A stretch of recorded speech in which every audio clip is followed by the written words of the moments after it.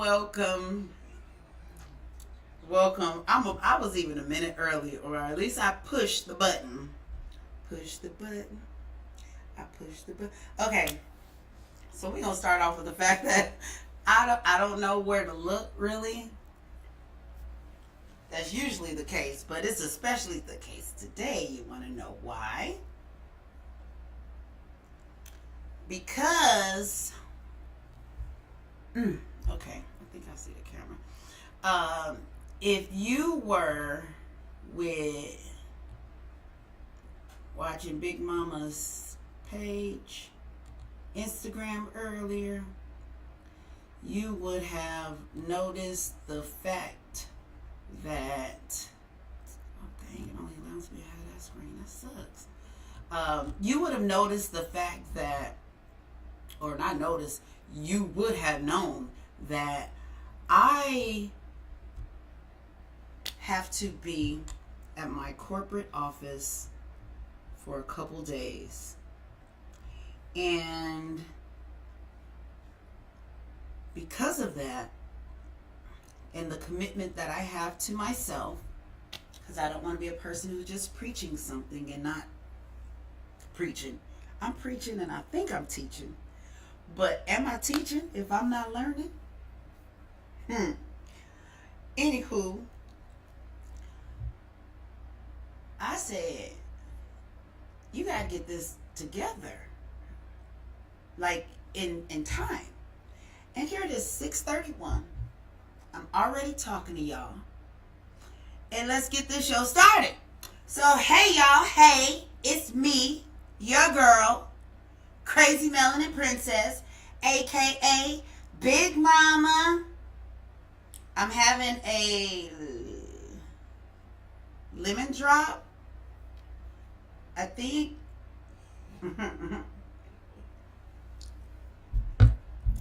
Yeah. I'm having a lemon drop today, and I got it from the bar downstairs. The bartender's name is Alex. He's coming up on 25 years here at the Marriott. And he's a really great bartender, and he's been tending this bar for a long time because the last 7 years that I've been coming here, because they put me at the same to throw today in the trash, okay? But Father God, I'm so appreciative. Thank you for it. Time capsule. So today, Tuesday, April 15th, tax deadline day. That's the day. You pay your taxes? I ain't. I ain't even filed them. I owe them from last year, so hey, we struggling. It Big Mama make the struggle look good, don't she? Because if you only knew. LA residents, Eaton fire. Deadline for fire survivors to join the government's debris cleaning program. So, go check on that. I don't have links or anything to give you. Google what I said. I'll repeat it. So you can write it down. Do what you must. Deadline for LA fire survivors to join the government debris cleaning program. Now, I always do this. I can look at my glasses, they be on my face.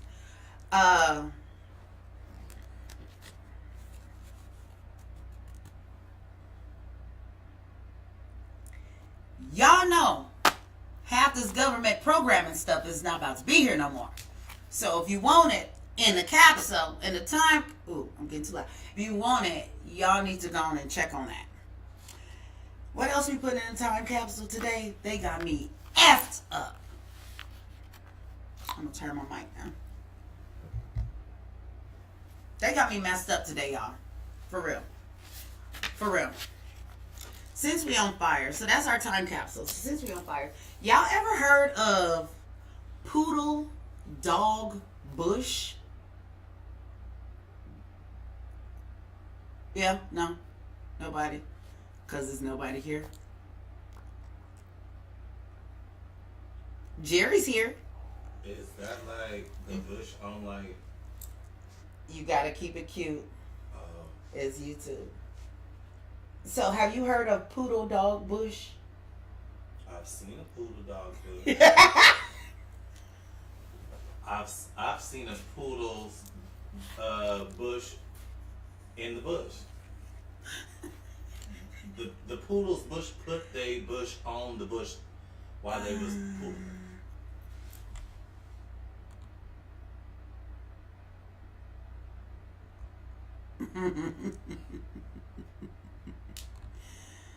This guy crazy, and all I can say is he crazy, y'all. So anyhow, these people been hiking up in these mountains, Pasadena. I think it's only been past the Altadena, Pasadena area. Hikers have been getting what they thought or believed to be poison oak, right? So they hike and say, "Oh, that's so pretty." So y'all Google it. You'll see how pretty this plant is. It's a beautiful plant. Poodle dog bush. Okay? You might want to take a look at what it looks like. Apparently it grows after a fire. So after wildfires, these plants grow and they're very pretty. But they're worse than live poisonous oak. So you might want to get a gander at those before y'all think y'all about to. Oh, the way this pollen is pollinating, I don't think nobody about to be hiking anyway. Because if you look like this and not like this, as Funky doesn't even say, we already know we sneezing like crazy, so we ain't about to be caught up in Pasadena and Altadena in the mountains in this heat with all this pollen. Anyway, so never mind. I just thought I'd let y'all know because this is something that will help Big Mama, because me and Jerry be hiking and he'll say, "Oh, Big Mama, well, what kind of flower is this?" I'm like, "I don't know. Oh, it's pretty." And then my whole arm turned like it's about to fall off. So I just thought that'd help y'all. Kids Corner. Well, nothing to report here, guys. Everybody got no kid. That's why it's They my got little life. grown adults. After they don't care about Big Mama no more. Let's see. Aja's in the playoff. Aja's in the playoffs. It might as well be Aja in the playoffs. Lakers in the playoffs. Same thing. Same thing. She is a continuation. So the Lakers in the playoffs. They equal to a real chance. She said she think because they got Luka, she about to win it all. I said, well, you go, girl. Because I hope they do. Because the way I'm about to be in these creeks this summer, oh, all I need is a Laker parade. Knock it off, girl. Let's see. Now, get it, Big Mama. Okay, Chop. What he been up to? Surfing. That's what he told his daddy. He ain't told me nothing. I'll be having to find out second, third, fourth, 15th hand information for the people who he talked to. But what, you know what I said on one of the first shows? I said, ooh. I said that Mike told me that no boy wants to hang out with their mom and all of that, so I don't need to be calling him and bugging him all the time. But when I asked him, I was like, "Oh, you talked to Chop?" He said, "Yeah, because I called him." But you tell me, don't be calling that boy. So I ain't called him once. I called him only once when I cursed him out that one time because he hadn't answered the phone after Valentine's Day.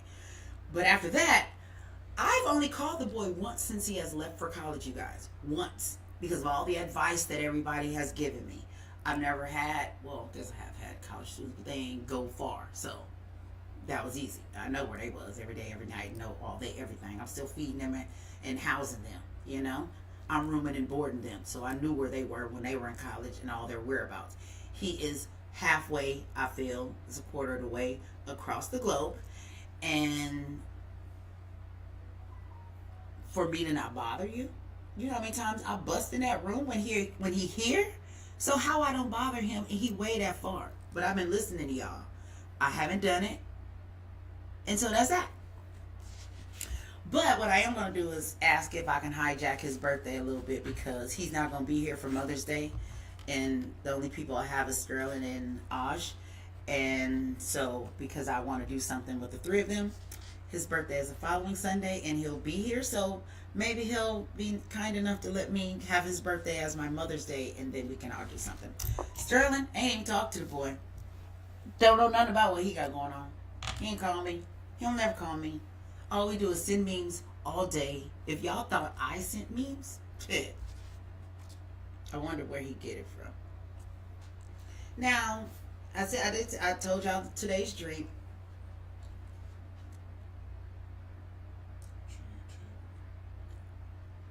It's crazy. Tell him to go to my bio in my Instagram. It's there.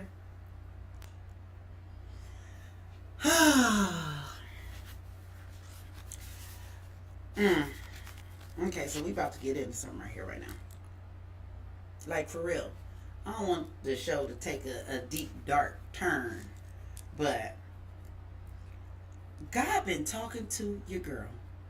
And last night, I think a big part of what I got going on right now is that I've been up all day. When I say all day, we'll get into this nightmare, but I'm gonna read this quote to you. It's not a quote. It was a conversation that was being had, and kind of like my shorthand dictation of what someone said.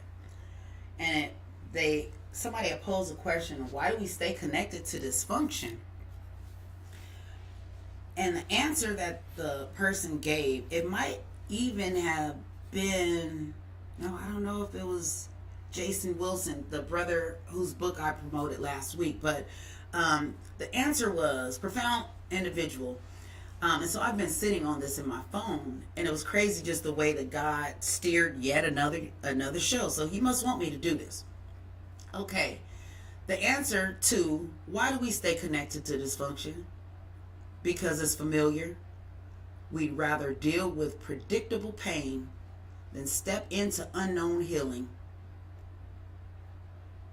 We're confusing comfort for captivity. I'm going to say that again. Why do we stay connected to dysfunction? Because it's familiar. We rather deal with predictable pain than step into unknown healing. We're confusing comfort for captivity. Baby. Now, how I found this in my phone, I have no idea, but it was in my notes. And I just be writing stuff down that people say that I'm just like, I'm gonna sit on it and let it like do something. Now, how did these things collide or marry themselves, or I don't know, since 3:45 a.m. So I was having a nightmare. Last night I woke up from a nightmare, and it was, now here's the thing, don't take this as it being my life, right? And this is my life, ... after. But I'm telling you about my dream. And in this dream, of course, it's me. But don't see it as what happens in the dream is me. I think it's metaphoric for, sorry, it's really something went in my eye. Probably one of my eyelashes from this dang mascara that I'm wearing.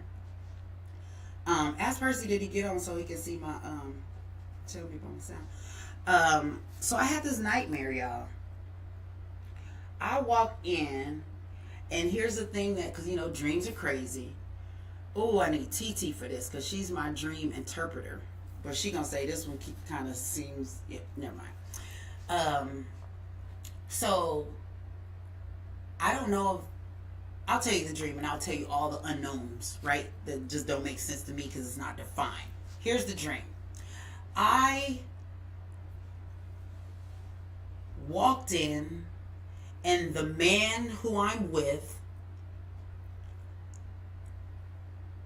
was in bed, sleep with another woman. Sleep. They weren't doing anything. They were cuddled, sleep. But clearly in a shared space that we have, right? Okay. So I, like, hey, all the rant. Startle them, but not enough to disturb their comfortability. They kind of just like, what the heck? And looked at me as if I was the person who did not belong. In that whole rant, for whatever reason, maybe it's God, and you'll understand why I say that after I continue the story.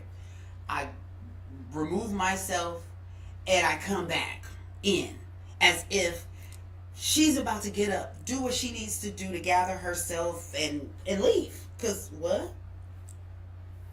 I go back in there, they fall back to sleep, all hugged up again. I sit on some windowsill because my room ain't set up like this, so it ain't my room. That's what I'm saying. That's a trick.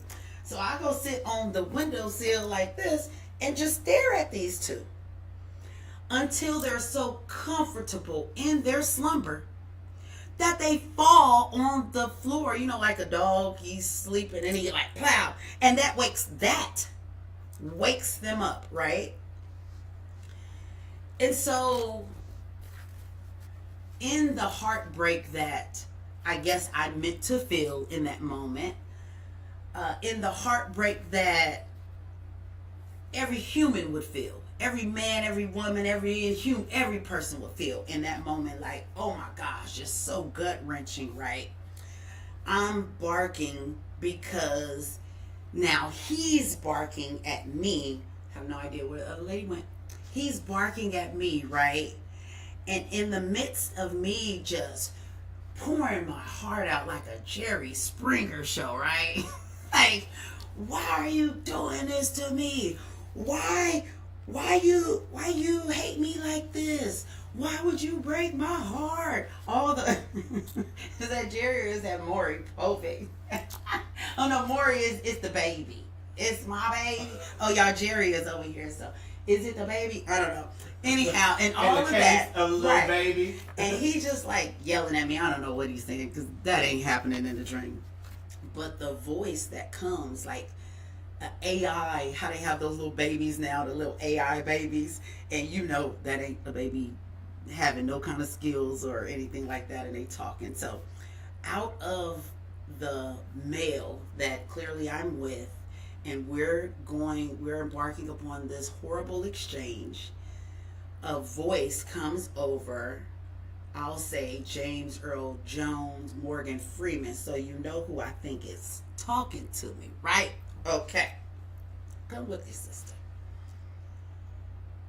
The last time I asked, why you hurt me like this?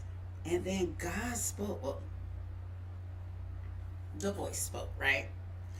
And said, because no matter how much I show you I do not desire your love, you're still here begging for mine.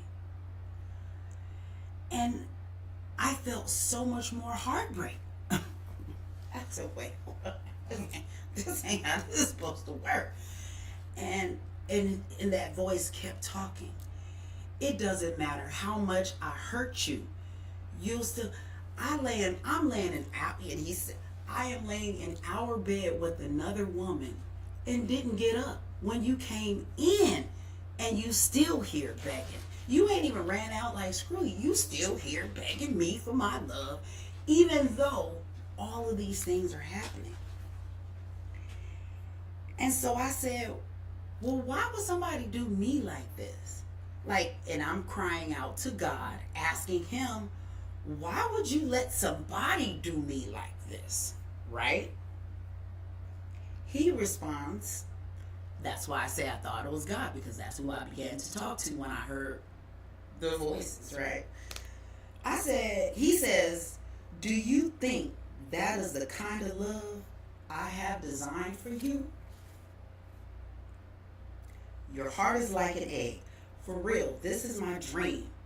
This is my dream. Okay? I woke up shook and did not go back to sleep. That's why I got to this corporate office at 6:55 a.m. Okay? I ain't getting up to move that early for nobody. I said, well, when God started talking, girl, you gonna get up, okay? Because I did. And I was kind of like, what? Huh? Let me finish telling you his word, not mine. Your heart is like an egg, fragile. It needs constant care. You have to be gentle with it. And if all those things are happening, it has irreparable damage. Like, you ain't gonna fix breaking an egg. he said, "Do you?" Oh, this is crazy because now I said, "Oh, so you gonna Scrooge me?"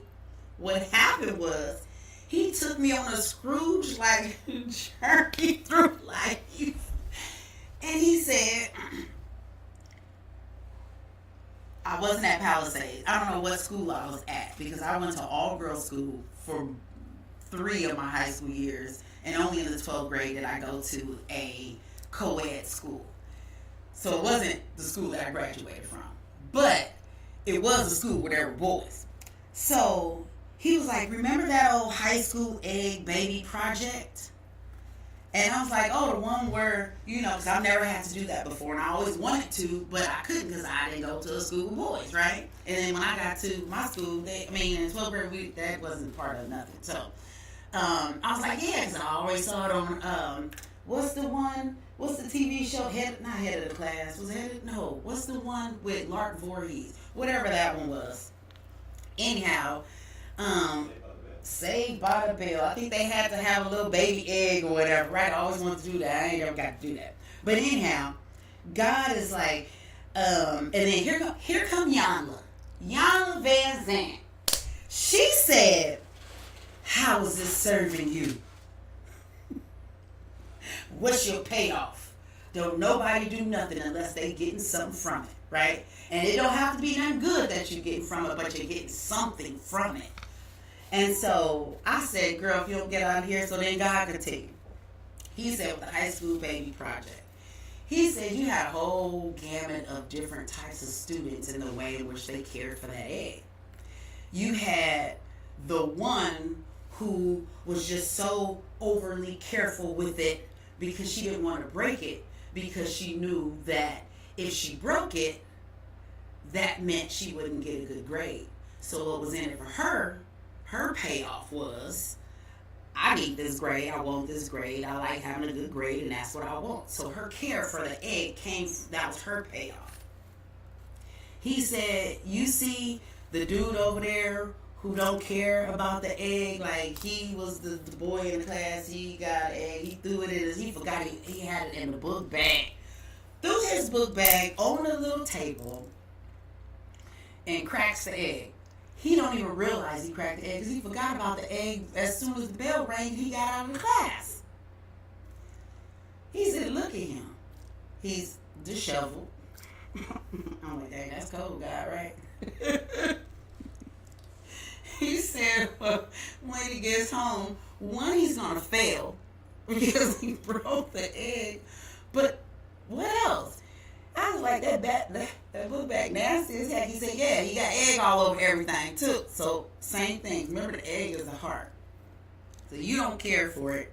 You toss it around, do all this, and now it's bleeding all over everything.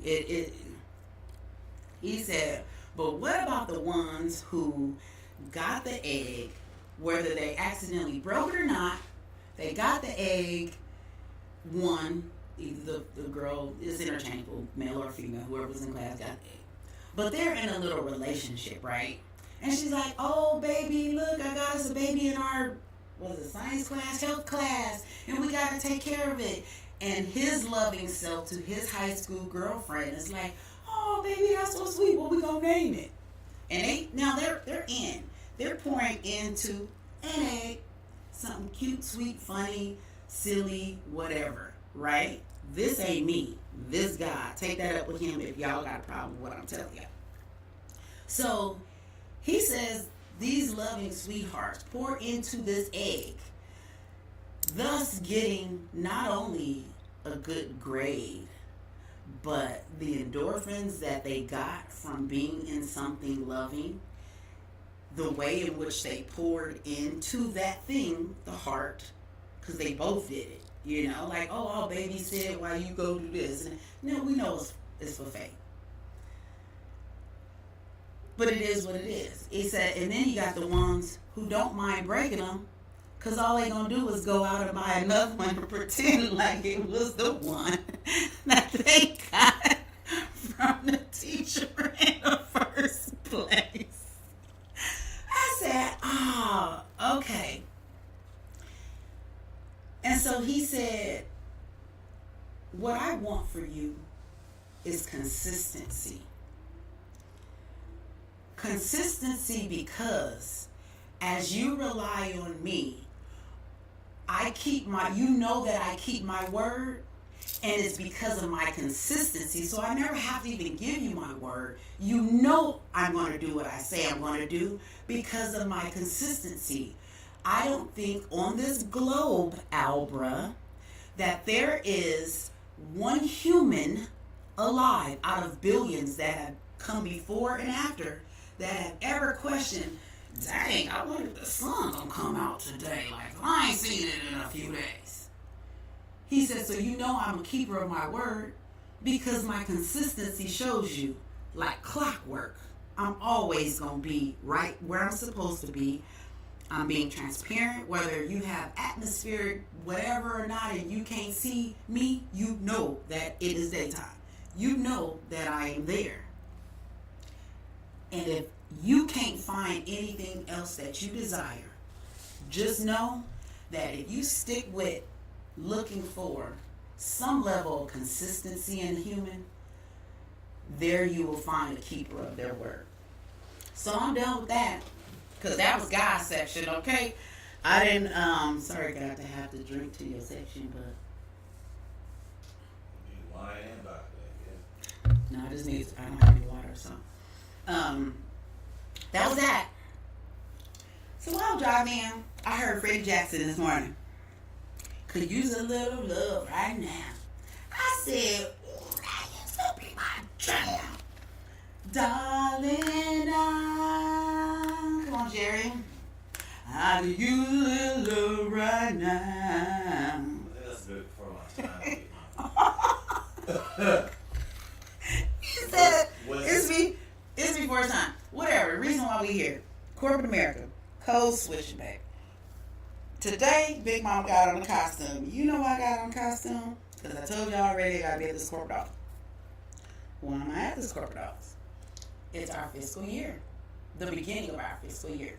So we are kicking off business plans. That's what we're doing. Why do we have to do it? Because these people pay us a salary. And they want to know, because I have a monthly quota, that which has gone up by $10,000 per month. They would like to know how you planning on giving them their money so that you can earn your money.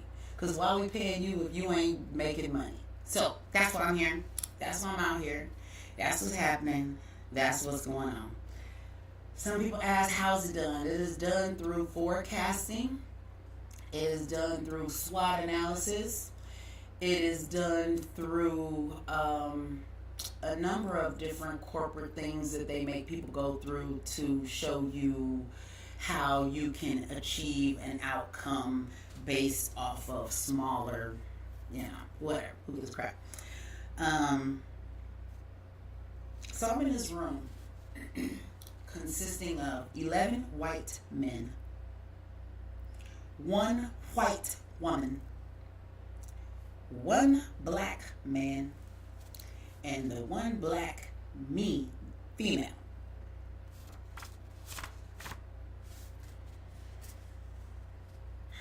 Y'all, it's been a hard day. Tomorrow's going to be even harder because I actually have to present my business plan tomorrow. Guess who go first? The 1 black man, the 1 black woman, and then everybody else. I think then the 1 white woman, and all the other 11 went. Oh no, 3 of them don't even have to do it because it's the president, vice president, and then president's not doing it for us. Anyhow, and another person, they don't have to do it. They're different something, but the executives, we got to do. Okay, and so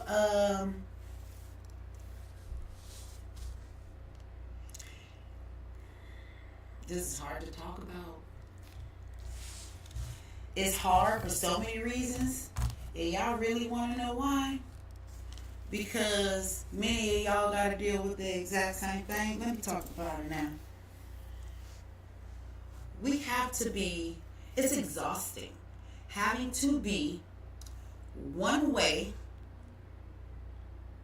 for 8 hours, 8, 9, 10 hours out of the day, going back to being your true authentic self, and then catching a few Z's here and there where you might be able to find them.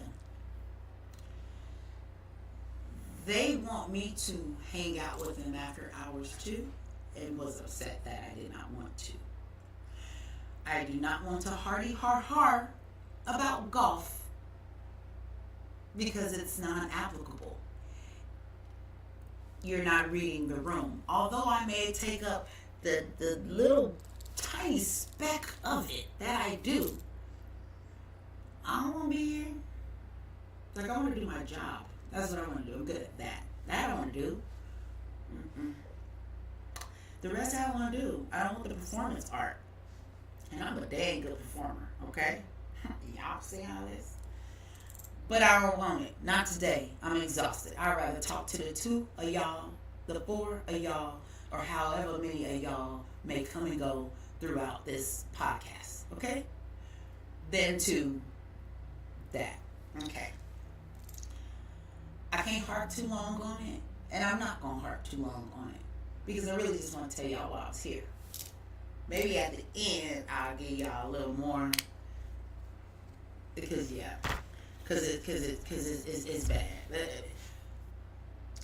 Black Business Spotlight. This week, Black Business Spotlight. Louisiana Chicken. Okay?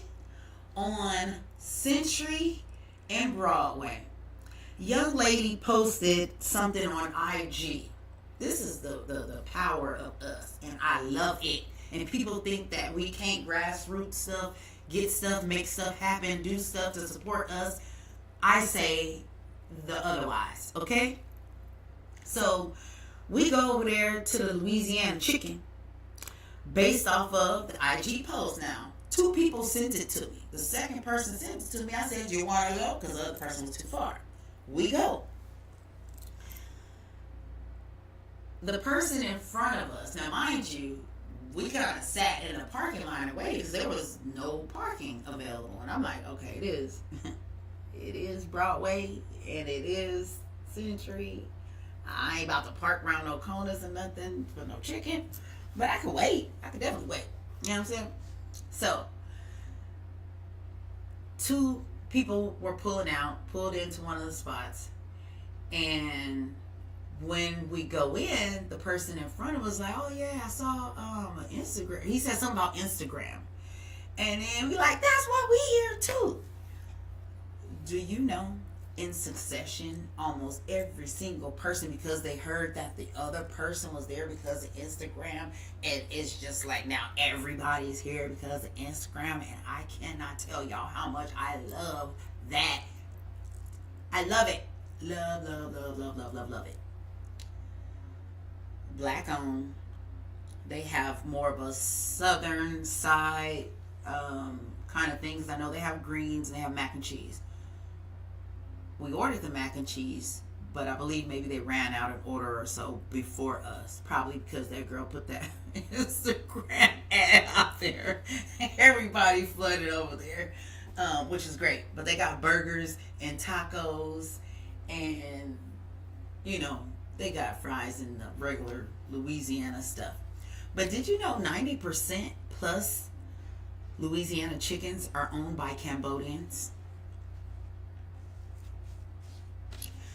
One of the petty petunias, because I don't know if y'all know, but me and my sister and our best friend, girlfriend groups, I named us the petty petunias, because a rightful name, the petty petunias. So my bestie, petty petunia, one of my petty petunias, she was talking about us starting a Louisiana chicken and doing all this exact same thing, but different, because I can tell y'all what our stuff is going to be, but close to, but different. And I think that's dope. I really think that was dope how that came to be, and that leads me into this segment about black businesses, okay, and why they operate in such a unique fashion, right? That's why they operate in a unique, that's what we're gonna say, in a unique fashion. What you laughing at? Is this real unique? Oh gosh, you're killing my vibe.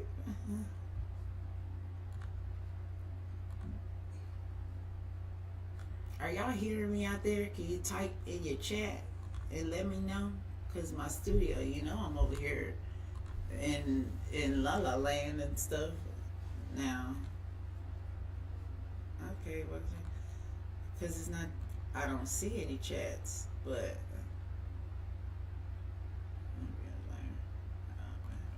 Okay. Oh, wait,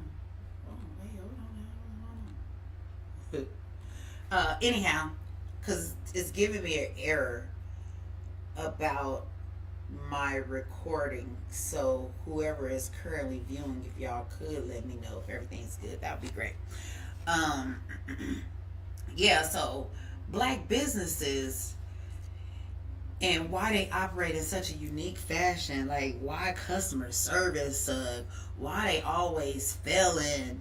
And I want to help y'all understand a couple things. And ultimately, support moves the needle, okay? If we as black people can withdraw our support from Target and shift it from the company that it is to one that has fallen on its knees begging in every way possible for us to return, ain't no way you can tell me that not supporting black businesses will not move needles. Why do they fail? So I was reading this dude's article, and I'm just going to give you highlights, because he says he gives 12 reasons why. A lot of them are so critical, I don't like. And I don't like the supportive argument, even though I can acknowledge that there is some credence to a little of what he says.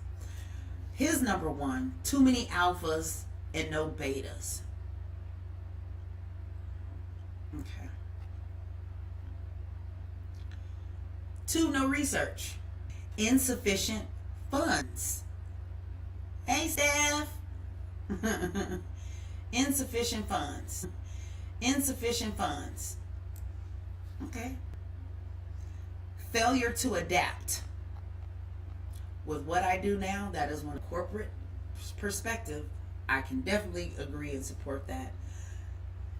And it's that's probably my hardest, and it's only because it's more applicable to what I do, how I can help, as opposed to just me supporting supporting your black business.